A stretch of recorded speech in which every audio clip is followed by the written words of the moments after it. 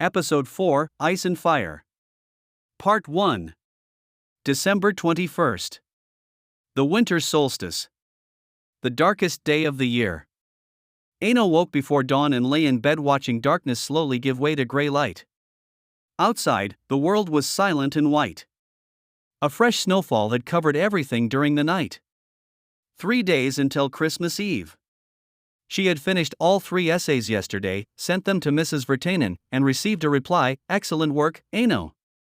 I'm proud of you." Those simple words had made her cry. But today felt different. Heavy. Like something was pressing on her chest. She got up and walked to the window. The snow looked perfect, untouched. Like a blank canvas. Like the world was waiting for something to mark it, to make it real. Aino thought about the record. 2 songs left.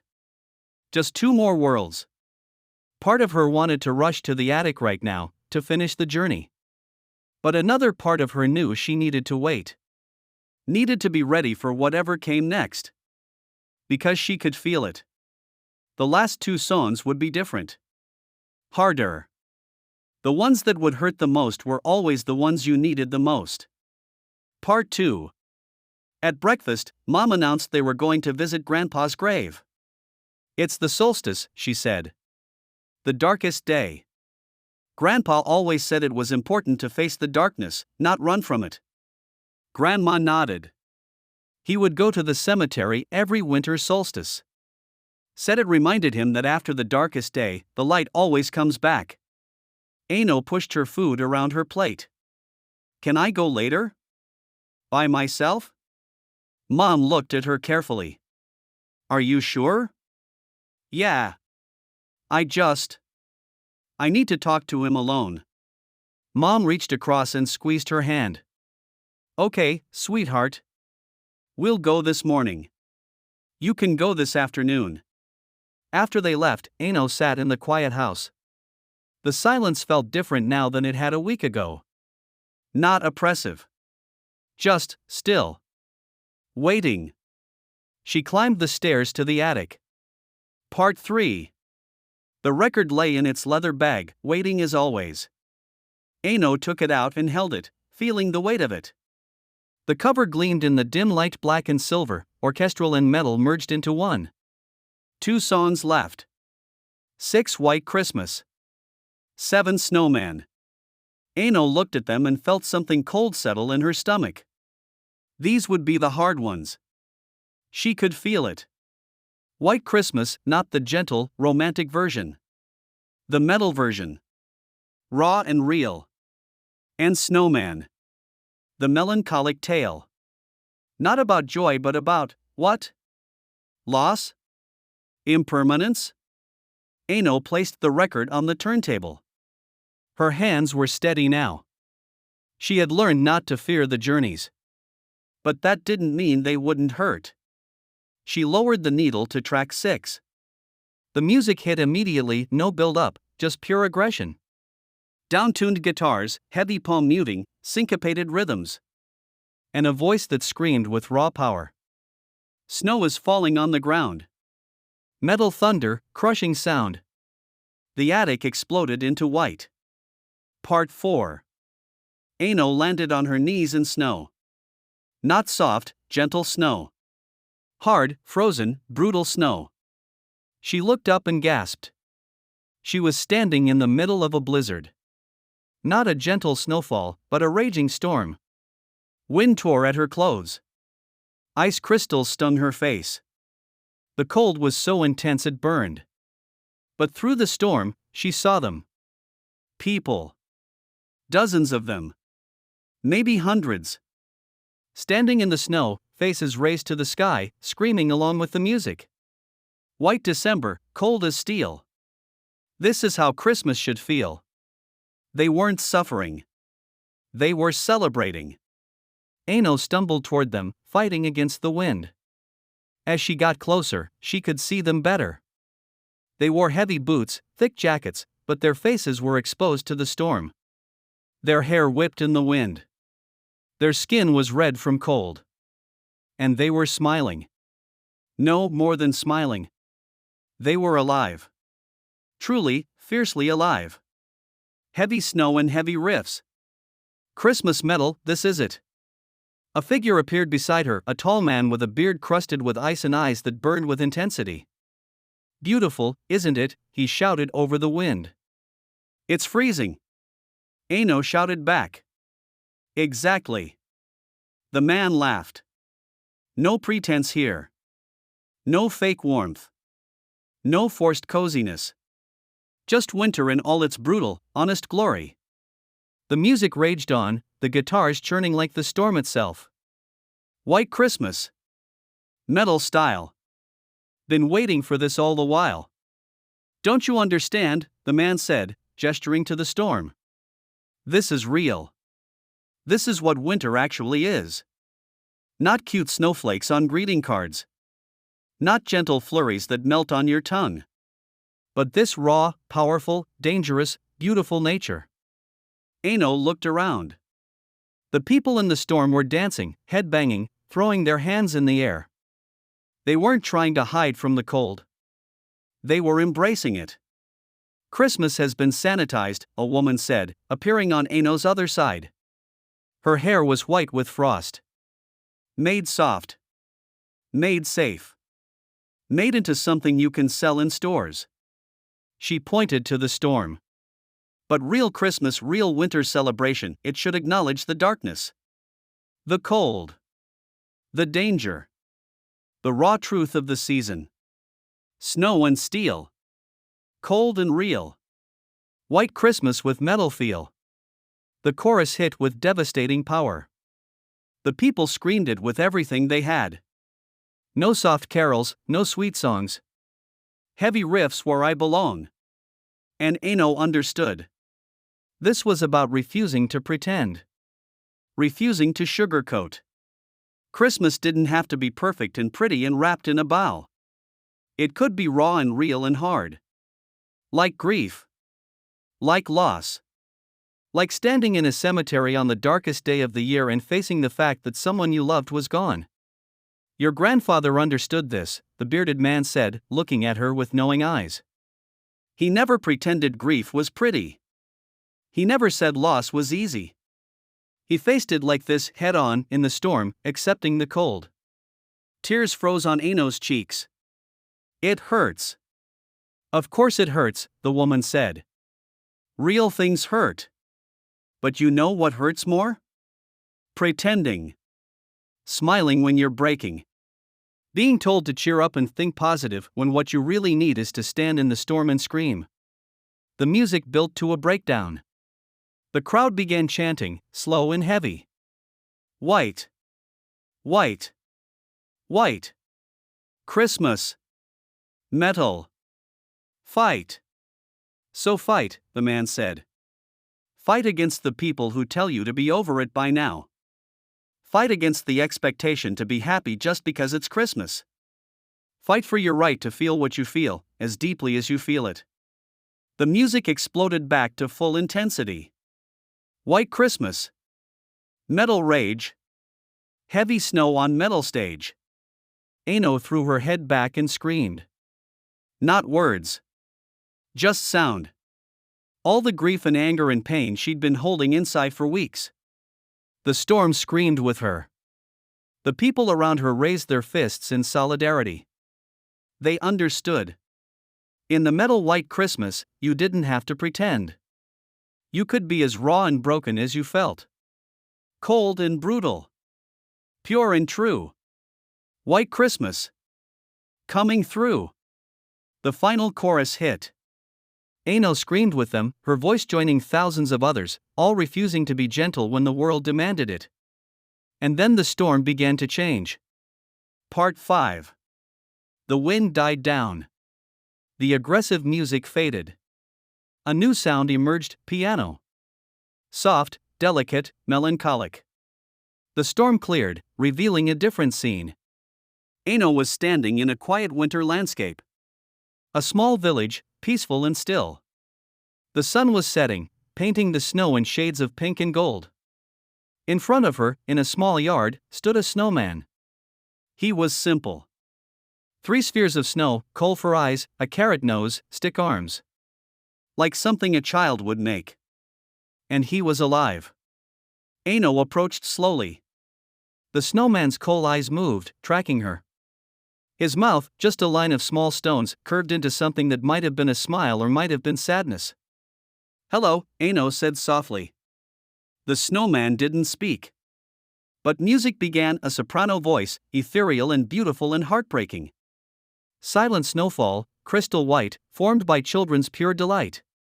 Aino watched as the scene shifted, showing her a memory. Children playing in the snow, laughing, building the snowman. Their small hands patting snow into place. Their joy at creating something. Button eyes begin to see what was never meant to be. The snowman had come to life. But unlike in happy children's stories, he immediately understood his situation. He was temporary. Born from winter's gentle hand, 3 cold spheres upon the land. A male tenor voice joined, dark and emotional. But I feel the fire inside, something I cannot hide. This cold form, it burns within. The snowman looked at his stick hands. At his round body. At the world around him. He was alive. Conscious. Aware. And he knew he would die. The music exploded into metal, not aggressive, but passionate, desperate. Snowman. Trapped in ice. Paid winter's price. I'm melting from the inside. Aino felt tears streaming down her face. She understood. She understood so completely it hurt. The snowman was like Grandpa. Like everyone she loved. Alive for a brief, beautiful time. Knowing the whole time that it would end. Frozen soul. Can't break free. What am I supposed to be? The scene shifted again. The children who built the snowman had gone inside. The snowman stood alone in the yard as darkness fell. Children played and walked away, left me here to face the day. Sun will rise, I'll disappear, but tonight I shed these tears. The soprano and tenor sang together now, their voices intertwining in beautiful agony. Dripping tears of frozen pain. Aino sank to her knees in the snow. It's not fair, she whispered.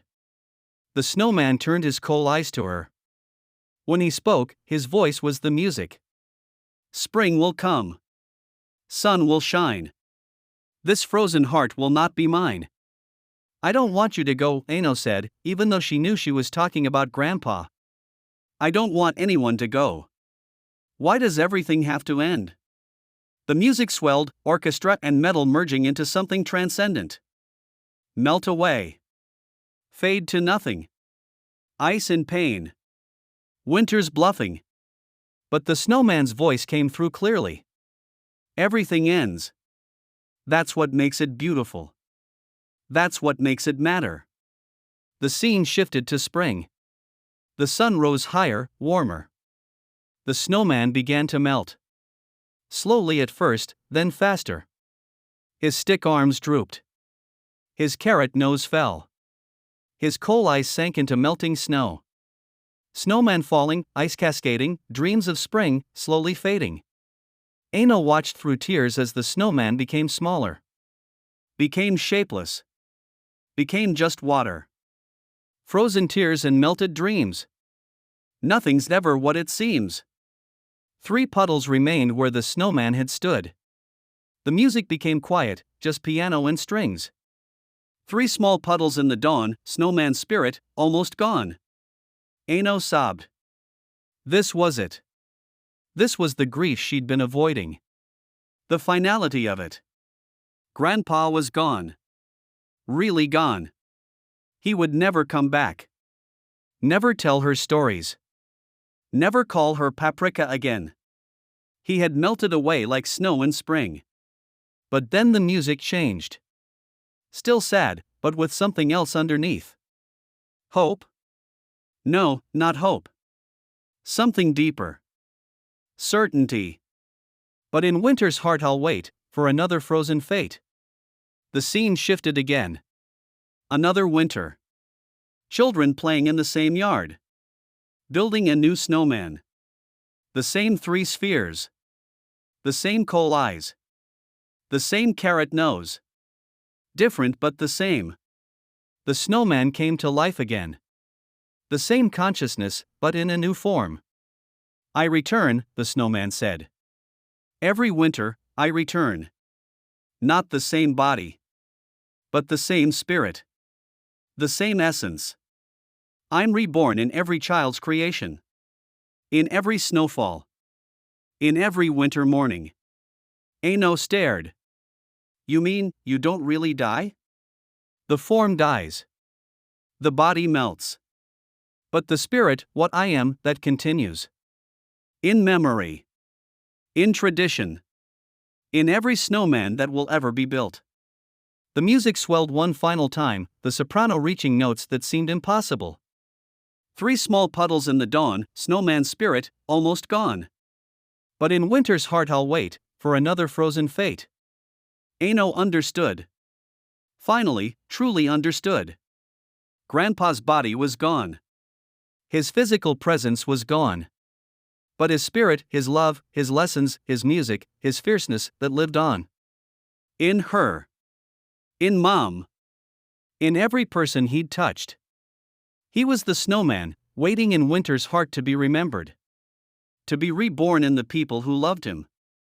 Not gone. Transformed. The world began to fade. Part 6. Aino opened her eyes in the attic. She was sitting on the floor, her back against the wall. The record had finished playing. The needle was lifting automatically. Her face was wet with tears. Her chest ached. But something inside her felt lighter. Clearer. She had cried. Really cried. Not the angry tears of the first days after Grandpa died. Not the frustrated tears when she couldn't do her schoolwork. These were different. These were the tears of acceptance. Of understanding. Of letting go while also holding on. Aino got up slowly and walked to the small window. The sun was setting, the darkest day giving way to night. Tomorrow would be longer. The light was coming back. Just like Grandpa had always said. She took the record off the turntable and held it gently. One song left. Just one more journey. But not today. Today she needed to sit with what she'd learned. To let it settle in her bones. She needed to visit Grandpa's grave. Part 7. The cemetery was quiet in the winter twilight. The snow muffled sound, making everything feel distant and dreamlike. Aino walked slowly to Grandpa's grave. The headstone was still so new, the carved letters still sharp and clear. Matti Virtanen 1945 to 2024 metal in his heart, fire in his soul. Aino stood there for a long moment, just breathing. The cold air burned her lungs. Her breath made clouds in the air. "Hi, Grandpa," she said finally. Her voice sounded small in the vast quiet. She sat down in the snow, not caring that it was cold and wet. She needed to be close. "I've been listening to your record. The one you left me." She smiled despite the tears. "Christmas Metal Tales Symphony. It's amazing. Thank you." A bird called somewhere in the trees. The last light painted the snow golden. "I understand now. Why you left it for me. I was so lost, Grandpa. So angry. At you for leaving. At the world for being unfair. At myself for not fitting in." She wiped her eyes with her mittens. "The demons taught me that darkness is okay. That I don't have to pretend to be happy when I'm not. The festival showed me that I belong, even when I feel different. Santa taught me about responsibility. Rudolph showed me that being different is being powerful." Her voice cracked. "And today the storm and the snowman taught me about you. About loss. About how nothing lasts forever, but also, how nothing really dies. Not completely." She placed her hand on the cold stone. "You melted away. Like snow in spring. Your body is gone. But your spirit. She smiled through tears.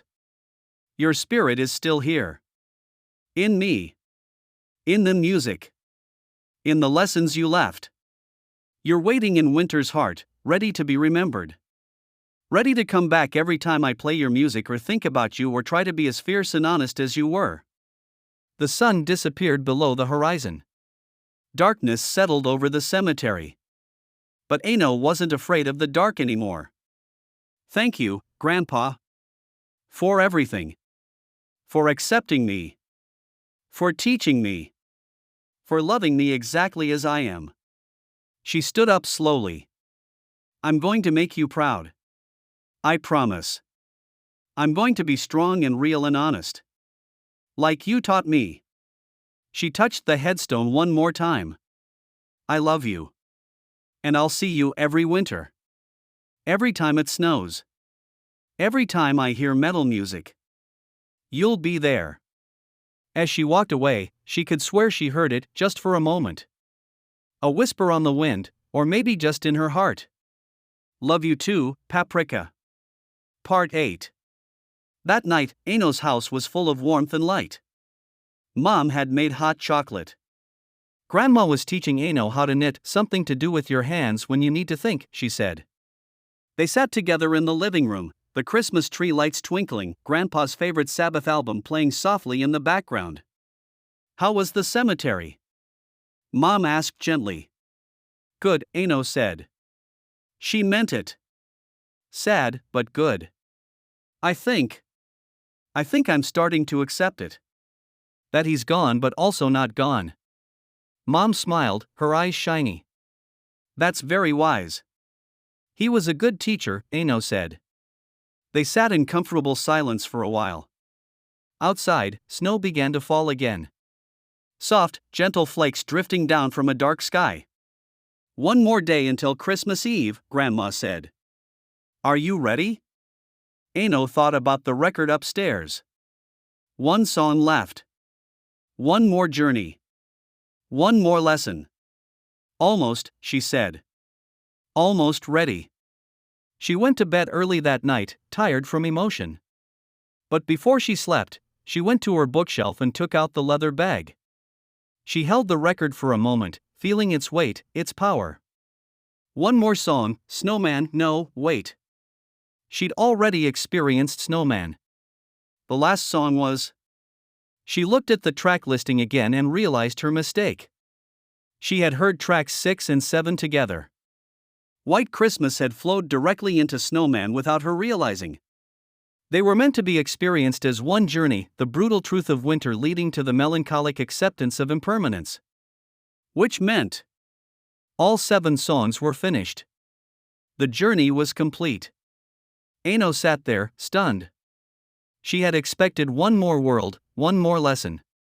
But the record had given her everything already. She turned the record over, looking for something she might have missed. And there, on the center label, in letters she hadn't noticed before. When you have heard all 7 tales, you will understand. Christmas, real Christmas, accepts everything. Light and darkness. Joy and sorrow. Life and death. Unity and individuality. Responsibility and freedom. Power in difference. Beauty in impermanence. You are all of these things, Paprika. And you are exactly who you're meant to be. Love, Papa. Aino read it 3 times. Then 4. Then she pressed the record to her chest and cried one more time, but these were different tears. These were tears of gratitude. Of completion. Of love. Thank you, she whispered. Thank you for seeing me. Thank you for knowing exactly what I needed. Thank you for one last gift. She put the record carefully back in its leather bag and placed it on her shelf, in a place of honor. The journey was over. But the lessons would last forever. Part 9. December 22nd. 2 days until Christmas Eve. Aino woke up feeling different. Lighter. More solid. More herself. She got dressed, black jeans, a band t-shirt, Iron Maiden, one of Grandpa's, her favorite boots. She looked at herself in the mirror. "Hi, Paprika," she said to her reflection. Her reflection smiled back. Downstairs, she found Mom making breakfast. "Morning, sweetheart. You look good. Really good." "I feel good," Aino said. She meant it. "I was thinking," Mom said, flipping pancakes, "maybe today we could go through some of Grandpa's things. His records, his posters. Not to pack them away, but to share them. To remember him by celebrating what he loved." "I'd like that," Aino said. They spent the day in Grandpa's study, playing his records, reading his concert memories, laughing at old photos. Grandma joined them, telling stories Aino had never heard. "He was so wild when he was young," Grandma said, laughing. "Drove me crazy. But he was always himself. Never pretended to be something he wasn't. That's what made him special," Mom added. Aino touched one of the old records, Black Sabbath's Paranoid. The same album she'd played the first time she went to the attic. "Can I keep some of these?" she asked. "In my room?" "Of course," Mom said. "He'd want you to have them." That evening, Aino had a small collection of Grandpa's things in her room. Records, a poster, his old leather jacket, too big, but she'd grow into it, and of course, the Christmas Metal Tales Symphony. She sat on her bed and looked at them. Physical pieces of a person who was gone but not gone. Transformed, like the snowman. Waiting in winter's heart to return in memory and love. Her phone buzzed. A text from Miko. "Hey, some of us are hanging out tomorrow before Christmas. Want to come?" Old Aino would have said no immediately. Would have isolated herself. Would have convinced herself she didn't belong. New Aino, or maybe just real Aino, typed back, "Yeah, sounds good." Where? She had learned. Being different didn't mean being alone. Brotherhood could be found in metal sound. She belonged, exactly as she was. Another text, from Mrs. Vertanen, "Received your other 2 essays. All 3 are excellent. Merry Christmas, Aino. I'm proud of the work you've done." Aino smiled. Responsibility accepted. Consequences faced. Actions matching words. Santa's army would approve. She stood up and went to her window. Snow was falling again, covering the world in white. Brutal and beautiful. Cold and real. White Christmas. Tomorrow she would hang out with friends. The day after was Christmas Eve. Her first Christmas without Grandpa physically present. But he would be there. In the music. In the memories. In her. Aino touched the window, her finger tracing patterns in the condensation. "Merry Christmas, Grandpa," she whispered. "Thank you for your last gift. Thank you for teaching me. Thank you for loving me." The snow fell silently. And somewhere, in winter's heart, she felt him smile. End of episode 4.